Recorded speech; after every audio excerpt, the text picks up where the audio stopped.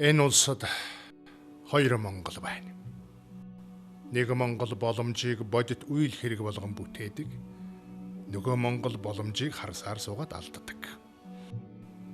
Надад боломж өгвөл би харуулъя гэх Монгол байхад эхлээд чи өөрийг нь харуул гэх монголч бас байна.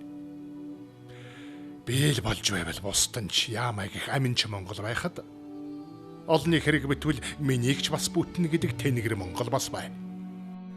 Алс ирээдүгэн боддгүй Монгол байхад ирээдүйн төлөө өнөөдөр гიშгэх мөрөн хардаг монголч бас байна. Нэг Монгол найддаг, нөгөө Монгол бүтээдэг. Бүтээдэг Монгол урагшилдаг. Найддаг Монгол хоцордог. Сайхан цаг ирхийг зүгээр л хүлээгээд суудаг Монгол байхад сайхан цагт хүрэхийн тулд хоромч амс хийдгүй Монгол бас байна. Гэвч цаг цагаараа байдгүй. Шин салхи сэвэлзэж байна. Өдөр ирэх тусмал монголчууд хөгжиж найддаг Монголоос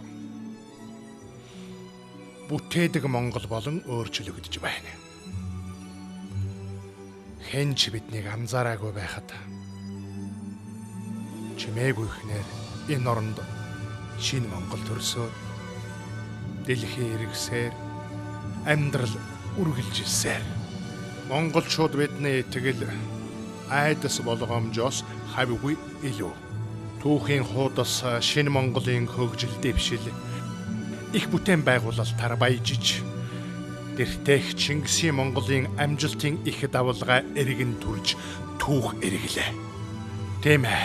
Шинэ Монголын өөдрөг ирээдүй шинэ боломж ирж байна. Харин энэ цаг үед найддаг Монгол урдын янзааран үлдэж бүтээдэг Монгол шинэ амьдралд итгэл төгс зоримог хараад өөрчлөлтийн цаг айсвэ гэж өөртөө чанга хэлнэ.